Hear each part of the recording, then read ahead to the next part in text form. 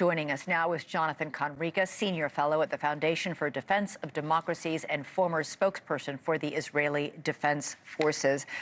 Great, as always, to have you. It was a long message that President Trump posted. This message went on. It said, release all the hostages now and immediately return all the dead bodies of the people you murdered, or it's over for you. Only sick and twisted people keep bodies, and you are sick and twisted. Not a single Hamas member will be safe if you don't. It's your last warning. Do you think this will do anything? Not unless it's translated into American action. American action, not Israeli action? American action, because up until now, the dilemma for Israel is still the same. When do we go back to fighting? And what will guide Israel's decision to do so is, have we exhausted the ability to get live hostages back from Hamas captivity? Now, as long as international humanitarian aid is provided to Gaza, to Hamas, Hamas doesn't have an incentive to say, okay, I give up. As long as we are feeding and clothing our enemies, then Hamas is in power and there's no real pressure on them. Do you think these talks directly between the United States and Hamas will make a difference? Will they work? I don't know. It's too early to say. I know that Trump's envoy, who has done that in the past with the Taliban, also regarding American hostages and victims, also through Qatar last time around, is doing it now, reportedly, according to the White House, with Hamas. I hope that it's coordinated. I hope that it's harmonized with Israel. And I think, of course... Well, that's the key. That's the key. But the issue here is that, you know, I think whatever can be done in order to get innocent civilians out of the hands of these horrible terrorists is a good thing. And I'm less a stickler for details, whether or not it's been done before or whether everybody likes it. Yeah. If it gets people home, if it furthers the chance of that happening, I'm all for it, and I hope it's coordinated. The White House spokesperson said today that Israel was consulted on this. Yeah. Israel issued a statement this afternoon saying it's direct conversations with the United States. Israel has stated its opinion on direct conversations with the United States.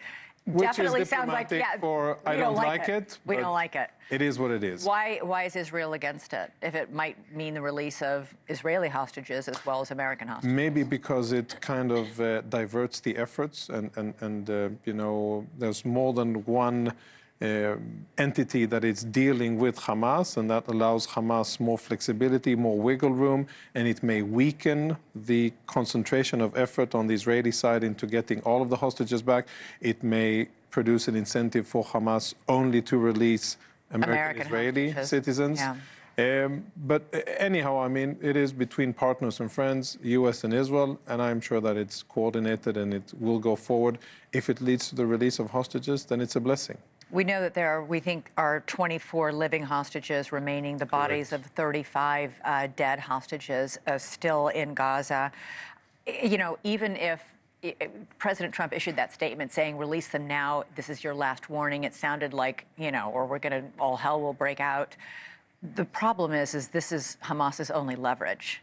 These hostages are it. Yeah. And for them to convince them to give them up is a huge thing. And on top of it, we have the 42-day phase one of the ceasefire deal, which expired Saturday. Yeah. And Hamas, I think they feel safe. They know that they have Egypt's support. I know they believe that they have Qatari support. And they don't feel pressure, and they are not incentivized to give up the hostages. How will they be incentivized?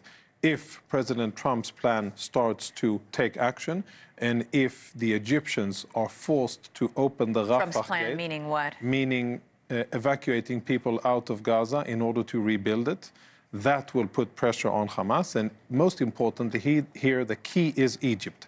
If Egypt is forced to open the gates and allow Gazans out, even without President Trump's plan, I believe that Palestinians will vote with their feet, and they would want to escape the horrible place that Gaza is. Egypt doesn't want to open that gate. No, they Egypt don't. and Jordan are both, we do not want those Palestinians Jordan is here. less of an issue. I think Jordan doesn't have historical ties with Gaza. They aren't part of the problem.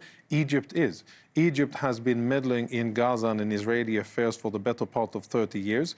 They have been allowing weapons into Gaza, and they have been profiting from those weapons. And then they've also been enjoying the fruits of ceasefires between Hamas and Israel that they themselves have brought into effect. Okay. Yeah, so Egypt has been playing a very dishonest game here, and really when we go forward, we want to get rid of Hamas, we want to get hostages back, and we want to alleviate suffering for people in Gaza.